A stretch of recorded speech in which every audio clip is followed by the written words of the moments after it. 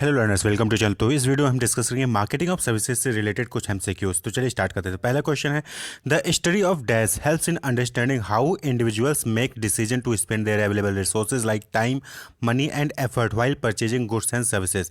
तो आपको बताना है कि नीचे दिए ऑप्शन में से कौन सा है जो कि एक ऐसी स्टडी को शो करता है जिसमें कि डिसीजन मेकिंग होता है कि हम कैसे अपना टाइम, अपना मनी, अपना एफर्ट जो है किसी भी गुड्स या सर्विस को परचेज करने में स्पेंड करेंगे। तो option A market consumer, option B consumer attitude, option C consumer behaviour या फिर ऑप्शन डी कंज्यूमर नॉलेज। तो इसको क्या कहते हैं? इसको कहते हैं consumer behaviour. Consumer behaviour is the study of understanding how individuals make decision to spend their available resources like time, money and effort while purchasing goods and services. Option C is the correct option. Next question है, consumer behaviour helps in identifying the. तो consumer behaviour आपको किस चीज़ में help करता है identify करने में? Unfulfilled needs को, वांट्स ऑफ कंज्यूमर्स को, C both A and B या फिर option D none of these. तो देखिए, अगर आप कंज्यूमर बिहेवियर को स्टडी करते हैं being a organisation, being a marketing company, तो आप जो है अनफुलफिलमेंट नीड्स यानी कि जो नीड्स फुलफिल नहीं हो पाई हैं कस्टमर की, उसके बारे में आपको पता चलेगा। वहीं पे कस्टमर को क्या चाहिए, वांट ऑफ कंज्यूमर्स, वो भी जो है आपको पता चलता है। तो बोथ ए एंड बी जो है वो करेक्ट ऑप्शन हो जाएगा। Holistic marketing for services demands. तो होलिस्टिक मार्केटिंग में क्या होता है? External marketing, internal marketing, interactive marketing या फिर option D all of the above. तो अगर आपने मार्केटिंग मैनेजमेंट में ही पढ़ा था कि होलिस्टिक मार्केटिंग कॉन्सेप्ट, तो उसमें क्या होता है देखेंगे आप, एक्सटर्नल, इंटरनल और इंटरेक्टिव तीनों ही मार्केटिंग होते हैं। तो सर्विस के केस में होलिस्टिक मार्केटिंग तीनों की ही डिमांड करता है। एक्सटर्नल मार्केटिंग भी करनी है, इंटरनल भी और इंटरेक्टिव मार्केटिंग भी करनी है। तो option D all of the above. Next question है, core service failure and response to service failure both can lead to customer switching behaviour. तो मतलब कि अगर आपका कोर सर्विस जो आप प्रोवाइड कर रहे हो वो फेल हो जाता है, या फिर जो सर्विस फेलियर है उसमें मतलब कि रिस्पॉन्स की वजह से सर्विस फेल हो जाता है, तो दोनों ही जो है कंज्यूमर स्विचिंग बिहेवियर को लीड करता है, यानी कि इसकी वजह से कस्टमर स्विच कर जाएगा आपके सर्विस से। क्या ये स्टेटमेंट ट्रू है, फॉल्स है, या फिर vary as per the condition, या फिर नन ऑफ द अबव? तो ये स्टेटमेंट ट्रू है। अगर आपका कोर सर्विस ही फेल हो जाएगा या फिर आपका रिस्पॉन्स सर्विस को लेकर खराब था, तो फिर वो कस्टमर स्विच कर जाएगा। तो ये option A true option statement है। नेक्स्ट क्वेश्चन है, which of the following business would be characterised as a pure service. तो नीचे चार ऑप्शन दिए, आपको बताना कि कौन सा प्योर सर्विस है। इंश्योरेंस, फार्मिंग, माइनिंग या फिर option D there is no such thing as a pure service. तो देखिए करेक्ट ऑप्शन यहाँ पे क्या होगा, there is no such thing as a pure service. Pure service के नाम से कोई ऐसी चीज़ है ही नहीं, क्योंकि प्योर सर्विस कोई चीज़ हो ही नहीं सकता, उसमें कुछ ना कुछ टेंजिबिलिटी यानी गुड्स की चीज़ें होती हैं। तो ऑप्शन डी करेक्ट ऑप्शन हो जाएगा। नेक्स्ट क्वेश्चन है, the service quality model identifies dash gaps that result in unsuccessful delivery. तो सर्विस क्वालिटी मॉडल आपने पढ़ा होगा सर्व कॉल, जिसमें गैप मॉडल के नाम से आता है। तो आपको बताना कि कितने गैप्स हैं, 4, 3, 5, 6, सभी को पता होना चाहिए। 5 गैप्स हैं। कस्टमर का एक्सपेक्टेशन और मैनेजमेंट का परसेप्शन पहला गैप, मैनेजमेंट का परसेप्शन और सर्विस स्पेसिफिकेशन दूसरा गैप, सर्विस स्पेसिफिकेशन और सर्विस डिलीवरी तीसरा गैप, सर्विस डिलीवरी और एक्सटर्नल कम्युनिकेशन चौथा गैप, और कंज्यूमर एक्सपेक्टेशन, कंज्यूमर परसेप्शन ये पांचवा गैप होता है। तो 5 गैप हैं। Option C is the correct option. Next question है, as per service quality model the capacity to complete the promised service accurately and dependably is. तो service quality model में आपने रेटर पढ़ा होगा, RATR। तो आपको बताना है यहाँ पे कि capacity to complete the promised service accurately and dependably ये कौन से रेटर में से कौन से अल्फाबेट को शो करता है? रिस्पॉन्सिवनेस, रिलायबिलिटी, एश्योरेंस या एम्पैथी। तो ये शो करता है रिलायबिलिटी को। Reliability means capacity to complete the promise service accurately and dependably. Option B is the correct option. Next question है, services are characterised by all of the following characteristics except for. तो service जो है वो characterise की जाती है नीचे दिए ऑप्शन में से एक को छोड़ के। तो कौन सा ऑप्शन है जिसके जो सर्विस की कैरेक्टरिस्टिक्स नहीं है? इंटेंजिबिलिटी, होमोजेनिटी, पेरेसिबिलिटी या फिर इनसेपरेबिलिटी। तो यहाँ पे करेक्ट ऑप्शन क्या हो जाएगा? Option B homogeneity. सर्विसेज में होमोजेनिटी नहीं होता, एक ही सर्विस एक पर्सन के बाद दूसरे पर्सन को देंगे सेम सर्विस, तो वहाँ पे कुछ ना कुछ आपको डिफरेंसेस देखने को मिल जाएंगे। तो होमोजेनिटी जो है सर्विस की कैरेक्टरिस्टिक्स नहीं होती, बल्कि हेट्रोजेनिटी होती है। नेक्स्ट है, of the 4 unique service characteristics that distinguish goods from service the one that is primary source of the other 3 characteristics is. तो यानी कि देखिए, एक ऐसा कैरेक्टरिस्टिक्स है सर्विस का जो कि बाकी जो कैरेक्टरिस्टिक्स होती है सर्विस की वो उसी कैरेक्टरिस्टिक्स पर डिपेंड करता है। यानी एक ऐसी कैरेक्टरिस्टिक्स है जिस पे बाकी अदर कैरेक्टरिस्टिक्स डिपेंड करती है सर्विस की। वो आपको बताना कि वो कौन सा कैरेक्टरिस्टिक है? Intangibility, inseparability, पेरिसिबिलिटी, heterogeneity. तो यहाँ पे जो करेक्ट ऑप्शन हो जाएगा वो ऑप्शन है ऑप्शन ए इंटेंजिबिलिटी। सर्विस जो है वो इंटेंजिबल होता है, इसी वजह से वहाँ वो इंसेपरेबल भी होता है, वो पेरिशेबल भी होता है और वो हेट्रोजेनिटी की कैरेक्टरिस्टिक्स भी उसमें होती है। नेक्स्ट है while setting the price marketers, तो जब सर्विस की प्राइस हम सेट करते हैं तो मार्केटर को क्या करना चाहिए? Select the pricing objective, estimate demand, analysis competitor cost, offer and price. तो अगर आपने सर्विस प्राइसिंग के स्टेप्स पढ़े होंगे तो आपको पता होगा कि प्राइसिंग का ऑब्जेक्टिव पहले सेट करते हैं, फिर डिमांड कितना है, फिर कंपटीटर की कॉस्ट को, ऑफर को, प्राइसेस को, इन सबको एनालाइज करते थे। यहाँ पे क्या होगा? सारे स्टेप्स फॉलो करने होंगे। तो option D all of the above. Next है the pricing objective of a university is, तो अब एक यूनिवर्सिटी है, क्या है वो? सर्विस प्रोवाइडर है, यूनिवर्सिटी एजुकेशन सर्विस प्रोवाइड करती है। तो प्राइसिंग ऑब्जेक्टिव यूनिवर्सिटी का क्या होगा, किसी भी यूनिवर्सिटी का? Option A partial cost recovery, option B full cost recovery, option C maximum market share, या फिर option D none of the above. तो प्राइसिंग ऑब्जेक्टिव ऑफ यूनिवर्सिटी का होगा पार्शियल कॉस्ट रिकवरी, यानी कि जो पार्शियल कॉस्ट है जो यूनिवर्सिटी खर्च करती है स्टूडेंट्स को एजुकेशन सर्विस प्रोवाइड करने में, वो एटलीस्ट उसमें पार्शियली उसको रिकवर किया जा सके। देखिए एजुकेशनल इंस्टीट्यूट्स क्या होते हैं? वो नॉन प्रॉफिट ऑर्गेनाइजेशन होते हैं, तो वहाँ पे जो है कम से कम पार्शियल कॉस्ट रिकवरी उनका मोटिव होता है, प्राइसिंग ऑब्जेक्टिव होता है। उनकी प्राइसिंग ऐसी होती है कि पार्शियल कॉस्ट रिकवर हो जाए, फुल कॉस्ट रिकवर हो जाए ना हो। नेक्स्ट है services that occur without interruption, confusion और hassle to the customer is called, यानी कि ऐसी सर्विसेज जो कि बिना किसी इंटरप्शन के, बिना किसी कन्फ्यूजन के, बिना किसी रुकावट के कस्टमर को प्रोवाइड की जाती हैं, उसको हम क्या कहते हैं? Seamless service, service audit, functional service या फिर डिपार्टमेंटल सर्विस। तो उसको कहते हैं सीमलेस सर्विस। सीमलेस सर्विस यानी कि बिना किसी इंटरप्शन के, बिना किसी कन्फ्यूजन के, बिना किसी रुकावट के वो सर्विस कस्टमर को दी जा रही है। Option A is the correct option. Next question है the mental energy spend by customers to acquire services refer to as, जो यानी कि जो मेंटल एनर्जी स्पेंड की जाती है कस्टमर्स द्वारा किसी भी सर्विस को एक्वायर करने के लिए, उसको हम किस टर्म से रेफर करेंगे? Image cost, monetary cost, energy cost या साइकिक कॉस्ट? उसको कहते हैं option C energy cost. Next question है the pricing objective of a non profit hospital is, तो नॉन प्रॉफिट हॉस्पिटल का प्राइसिंग ऑब्जेक्टिव क्या होगा? Partial cost recovery, full cost recovery, maximum market share या फिर option D none of the above. तो non profit hospital, देखिए एक होता है कि प्रॉफिट हॉस्पिटल, एक नॉन प्रॉफिट। तो नॉन प्रॉफिट हॉस्पिटल है तो उसका एटलीस्ट इतना तो होगा कि वो कम से कम जो कॉस्ट आ रहा है किसी भी पेशेंट को इलाज करने में वो रिकवर हो जाए। तो option B full cost recovery. Next है in markup pricing unit price is calculated by, तो मार्कअप प्राइसिंग का फॉर्मूला सभी को पता होता है, उसमें जो यूनिट प्राइस होता है वो कैसे कैलकुलेट होता है? Variable cost plus fixed cost divided by unit sales, option B variable cost plus fixed cost, option C variable cost divided by unit sales plus fixed cost, या फिर option D supply chain dimension. तो markup pricing में जो unit price होता है वो calculate होता है option A variable cost plus fixed cost divided by unit sales.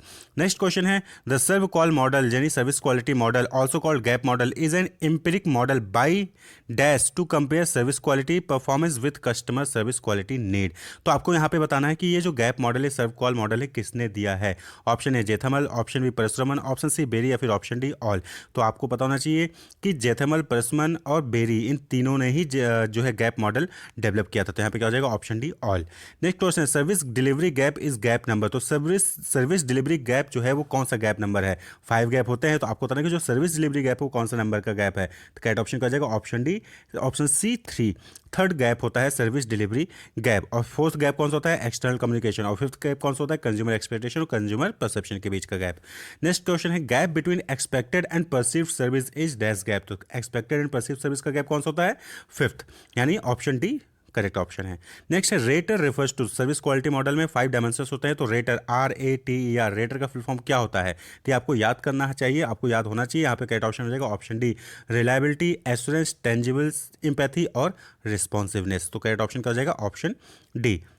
Next question है the unique service characteristics that reflect the interconnection between the service firm and its customer is called, तो आपको बताना है कि नीचे दिए गए में से कौन सा वो कैरेक्टरिस्टिक्स है सर्विस का जो कि इंटरकनेक्शन शो करता है between service firm and customer. तो ये क्या पे हो जाएगा ऑप्शन बी इंसेपरेबिलिटी। इंसेपरेबिलिटी क्या है? एक कनेक्शन शो करता है कि आप सर्विस प्रोवाइडर को और सर्विस जो ले रहा है, अवेल कर रहा है कस्टमर, उसको आप अलग नहीं कर सकते, तो दोनों को इंटरकनेक्ट होना होता है सर्विस अगर लेना है तो। नेक्स्ट है the centralised mass production of services is difficult due to, तो जो सर्विसेज का जो सेंट्रलाइज मास प्रोडक्शन होता है वो डिफिकल्ट होता है किस वजह से? कौन सी कैरेक्टरिस्टिक्स की वजह से?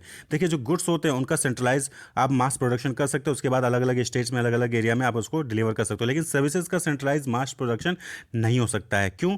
बिकॉज ऑप्शन डी पेरिशेबिलिटी, ये क्या है? पेरिश हो जाता है, नष्ट हो जाता है। आप सर्विस प्रोड्यूस करके उसको स्टोर करके नहीं रख सकते हो। गुड्स के केस में क्या है? प्रोड्यूस किया, उसको रख लिया, महीनों में, साल भर में आप बेच रहे हो, लेकिन सर्विस क्या है?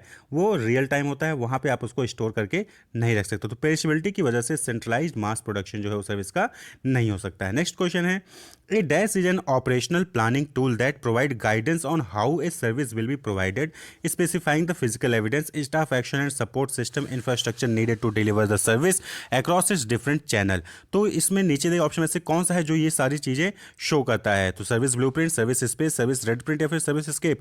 तो इसको कहते हैं हम सर्विस ब्लूप्रिंट। सर्विस ब्लूप्रिंट एक ऑपरेशन प्लानिंग होता है। ब्लूप्रिंट यानी क्या हो गया? एक नक्शा हो गया जिसमें आप कैसे कैसे चीज़ें परफॉर्म की जाएंगी, स्टाफ का क्या एक्शन होगा, सपोर्ट सिस्टम क्या होगा, फिजिकल एविडेंस क्या होंगे, ये सारी चीज़ें वहाँ पे डील होते हैं। तो option A is the correct option. Next question है ऑगमेंटेड मार्केटिंग मिक्स इंक्लूड। तो आपने 4P और फिर 7P पढ़ा होगा। तो 7P 4P में 3P होते हैं एक्स्ट्रा 7P में। तो वो 3P को हम क्या कहते हैं? ऑगमेंटेड मार्केटिंग मिक्स कहते हैं। तो वो क्या होता है? पीपल, प्रोसेस और फिजिकल एविडेंस। तो यहाँ पे करेक्ट ऑप्शन क्या हो जाएगा? Option D, all of the above. People, process, physical evidence, ये तीन 3P होते हैं और यही 7P 4P यानी product, price, place, promotion plus 3P ये 7P बनाते हैं। नेक्स्ट है solutions use to minimise the marketing problems attributed to heterogeneity include.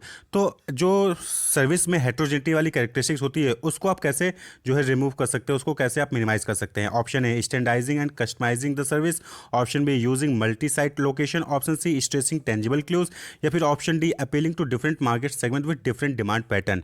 तो solution use to minimise the marketing problem attributed to heterogeneity. तो यहाँ पे क्या हो जाएगा? ऑप्शन ए स्टैंडर्डाइजिंग और कस्टमाइजिंग द सर्विस। तो सर्विस को कस्टमर के अकॉर्डिंग या फिर उसको एक स्टैंडर्ड फिक्स कर दिए। तो इससे जो आप हेट्रोजेनिटी वाली कैरेक्टरिस्टिक है कि एक ही सर्विस, सेम ही सर्विस अलग अलग कस्टमर को अलग अलग तरीके से मिल रही है, वहाँ पे क्या हो जाएगा?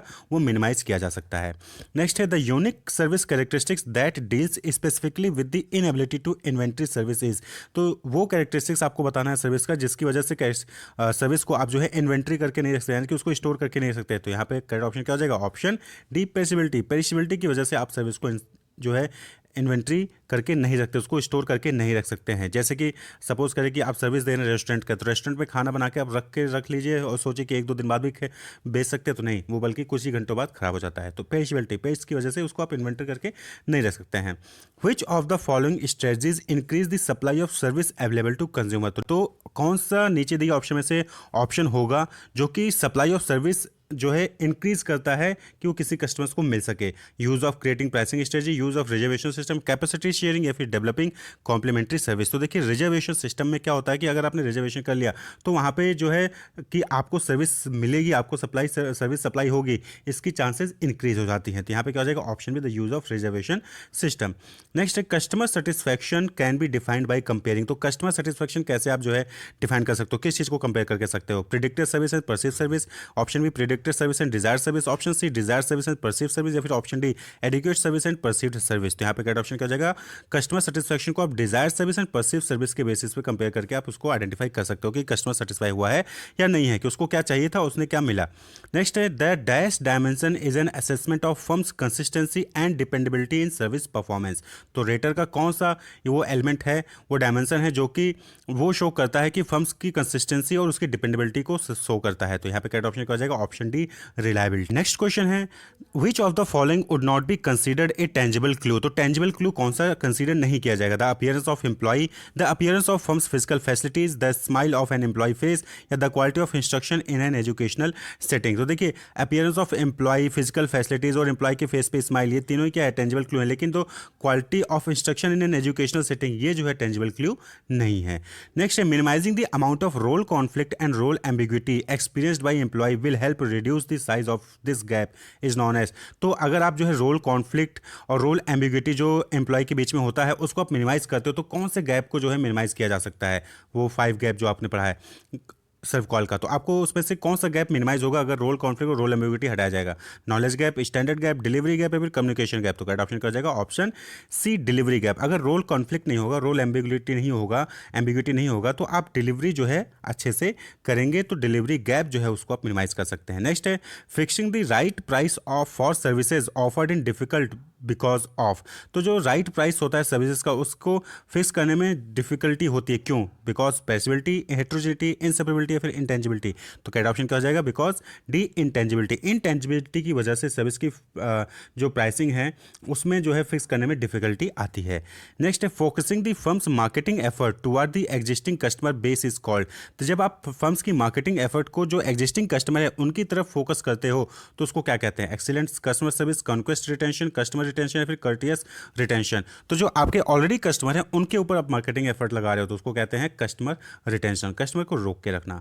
नेक्स्ट क्वेश्चन है the pursuit of new customer as oppose to the retention of existing one is called. अब यहाँ देखिए ऊपर क्या था कि जो हमारे कस्टमर है उनको रोक के रखने के लिए जो मार्केटिंग एफर्ट करते हैं उसको क्या कहते हैं कस्टमर रिटेंशन।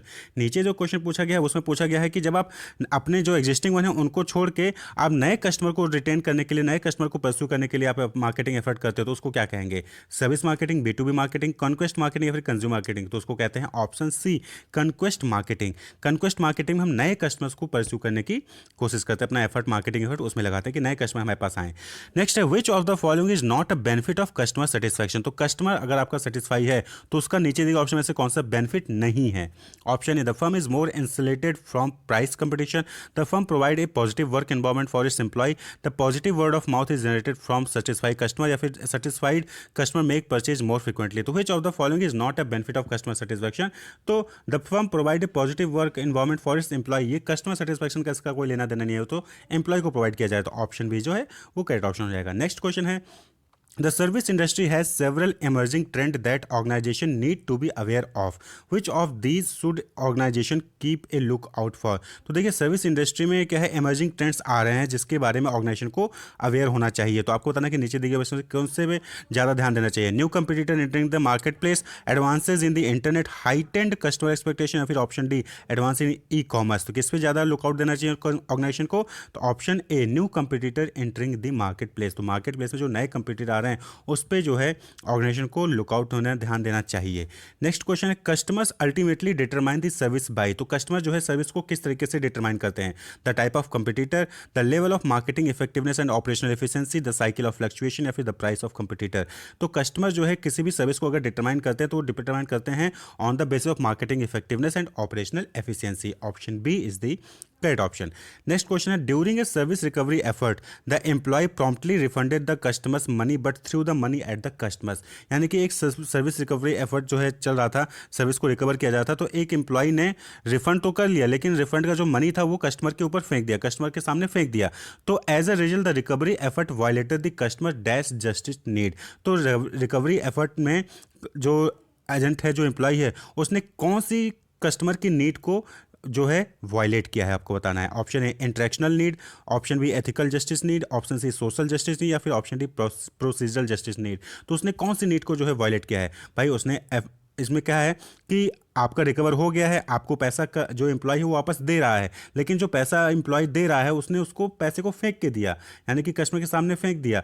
तो एक कौन सी नीड को उसने जो है वायलेट किया है? तो इसको यहाँ पे जो नीड है जो वायलेटेड हुई है वो है सोशल जस्टिस नीड। यानी सोसाइटी के सामने, आप सबके सामने अगर किसी को सामने पैसा फेंक के दोगे तो वो फिर क्या है, वो सोशल जस्टिस वहाँ पे वायलेटेड हो रही है, ये बेइज्जती है, बदतमीजी है। तो ऑप्शन सी जो है वो करेक्ट ऑप्शन हो जाएगा। नेक्स्ट है सॉफ्ट टेक्नोलॉजीज रिफर्स टू। तो सॉफ्ट टेक्नोलॉजी किस चीज़ को रिफर करती है? Option A flexible rules that can be bent to meet customer need, option B the personal touches the ultimately lead to customer satisfaction, option C guidelines that permit employee empowerment, या फिर option D hardware that facilitate the production of standardise. तो soft technology refers to the personal touches that ultimately lead to customer satisfaction. तो personal touch जो आप customers को देते हो जिसकी वजह से कस्टमर सेटिस्फैक्शन बढ़ता है या फिर कस्टमर सेटिस्फैक्शन आता है, तो वो होता है soft technology.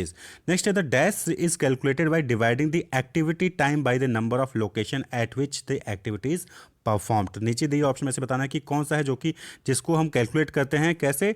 Dividing the activity time by the number of location at which the activity is performed, service cost per meal, maximum output hour, या प्रोसेस टाइम, या फिर एक्टिविटी टाइम। तो उसको कहते हैं ऑप्शन सी प्रोसेस टाइम, यानी कि activity dividing the activity time by the number of location at which the activity is performed. Next है which of the following is not a step in the construction process of a service blueprint. यानी कि service blueprint जब हम बनाते हैं तो जो construction करते हैं तो में कौन सा स्टेप नहीं है? नीचे 4 ऑप्शन दिए, 4 में से 3 स्टेप हैं सर्विस ब्लूप्रिंट बनाने का, लेकिन एक नहीं है, तो आपको बताना कि कौन सा नहीं है। Option A obtaining scripts from both customer and employ, option B segmenting customer based on the content of the script, option C identify steps in the process where the system can go away, या फिर option D calculating the time frame for the service execution. तो यहाँ पे देखेंगे identify steps in the process where the system can go away, ये जो है service blueprint बनाने का कंस्ट्रक्शन प्रोसेस में इन्वॉल्व नहीं होता है, तो ऑप्शन सी जो है वो करेक्ट ऑप्शन हो जाएगा। क्वेश्चन पूछा था, नॉट ए स्टेप। नेक्स्ट है a buyer perception of value is considered as a trade off between. तो बायर परसेप्शन ऑफ वैल्यू, जो बायर परसेप्शन होता है वैल्यू से रिलेटेड, वो ट्रेड ऑफ होता है किसके between? Product value and cycle cost, total customer value, total customer cost, image value and energy cost, या फिर service value and monetary cost. तो वो ट्रेड ऑफ होता है किसके बीच में? Service value and monetary cost, यानी कि सर्विस की क्या वैल्यू थी उसके लिए हमने क्या मॉनेटरी कॉस्ट लगाया है। नेक्स्ट क्वेश्चन है total customer value consist of all the following component except. तो कौन सा ऐसा ऑप्शन है जो कि टोटल कस्टमर वैल्यू में इंक्लूड नहीं होता है? Product value, service value, image value या फिर पर्सनल वैल्यू। तो यहाँ पे जो करेक्ट ऑप्शन है option D, personal value. Personal value जो है वो टोटल कस्टमर वैल्यू में इंक्लूड नहीं होता है। नेक्स्ट क्वेश्चन है total customer cost consist of all the following component except. तो जो टोटल कस्टमर कॉस्ट कैलकुलेट करते हैं तो उसमें कौन सा ऐसा ऑप्शन है नीचे दिए ऑप्शन में से जो कि इंक्लूड नहीं होता है? कंपोनेंट एक्सेप्ट पूछा है तो नहीं होता है। Monetary cost, social cost, time cost या एनर्जी कॉस्ट। तो कौन सा है जो कि टोटल कस्टमर कॉस्ट में इंक्लूड नहीं होता? तो करेक्ट ऑप्शन है option B, social cost. Social cost जो है टोटल कस्टमर कॉस्ट में इंक्लूड नहीं होता है। नेक्स्ट है service firm often find themselves in a 3 concern fight between. तो जो सर्विस फर्म्स होती हैं वो 3 चीज़ों के बीच में फाइट में पाती हैं अपने आप को। तो वो 3 चीज़ें कौन है जो इंटरेक्ट करती हैं, जो 3 चीज़ें आपस में फाइट करती हैं सर्विस के केस में? Engineering, production accounting, marketing finance, human resource, operation accounting and marketing, या फिर human resource marketing and operation. तो यहाँ पे जो करेक्ट ऑप्शन होगा option D, human resource marketing operation. इन तीनों चीज़ों के बीच में सर्विस जो है रिवॉल्व करती है।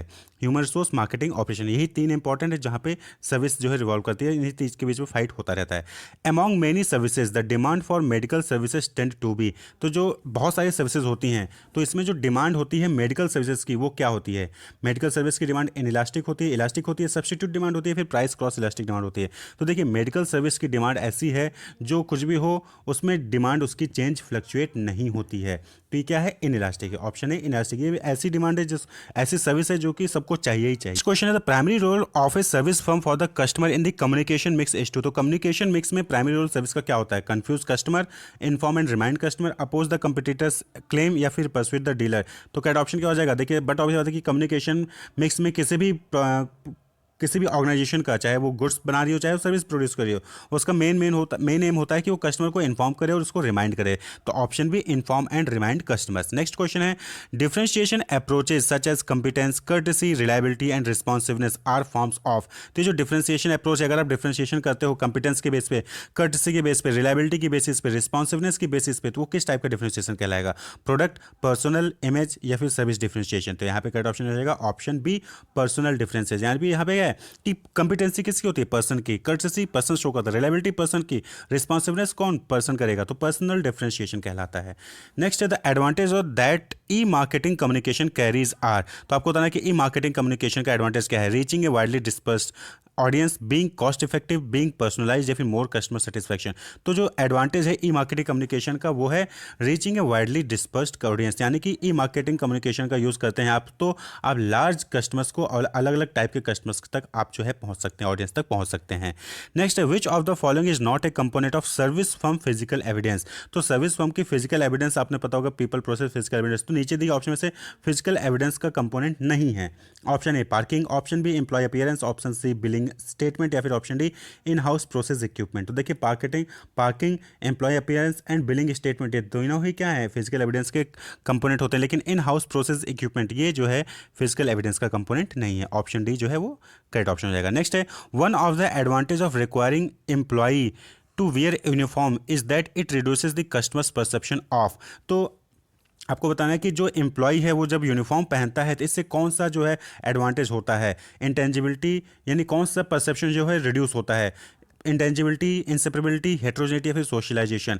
तो कौन सा परसेप्शन जो है वो कस्टमर परसेप्शन जो कि रिड्यूस करता है? दैट इज हेट्रोजेनिटी को। यानी कि जब सभी एम्प्लॉय जो है सेम टाइप के ड्रेस पहने रहेंगे तो इससे जो अलग अलग है, हम सोचते हैं कि ये अलग सर्विस देगा वो अलग सर्विस, वो रिड्यूस हो जाती है, सभी कॉमन ड्रेस पहने रहते हैं।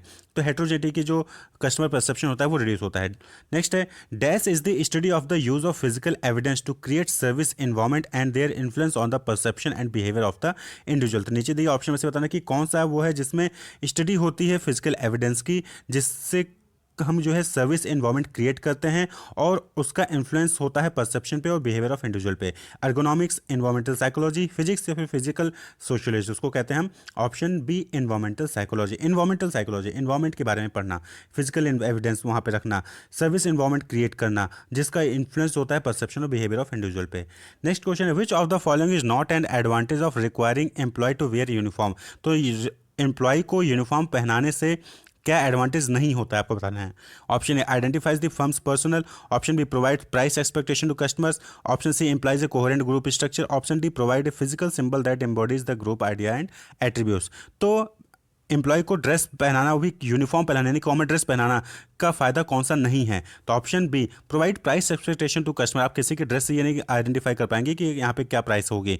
तो बाकी ए सी डी ये तीनों ही क्या है, बेनिफिट हैं एम्प्लॉय को यूनिफॉर्म पहनाने का, लेकिन बी ये बेनिफिट नहीं है, ये एडवांटेज नहीं है।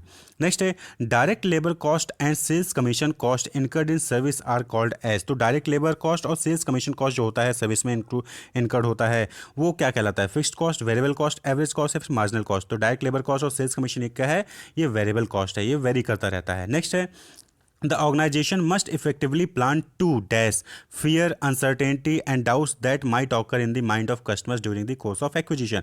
तो जब भी कोई सर्विस डिलीवरी हो रही है तो उस वक्त जो कस्टमर के माइंड में फियर, अनसर्टेनिटी या डाउट होता है उसको क्या करना चाहिए, मिनिमाइज, मैक्सिमाइज, स्टडी या फिर बैलेंस। तो सभी को होना चाहिए कि जो फियर है, जो अनसर्टेनिटी है, जो डाउट्स हैं कस्टमर के, उसको आपको मिनिमाइज करना होता है। Option A is the correct option. तो हमेशा आप जो है डाउट्स को, फियर को, अनसर्टेनिटी को जो कस्टमर होता है उसके आप मिनिमाइज ही करना चाहिए। तो ये कुछ इंपॉर्टेंट क्वेश्चंस थे मार्केटिंग ऑफ सर्विसेज से। Wish you all the best, keep watching.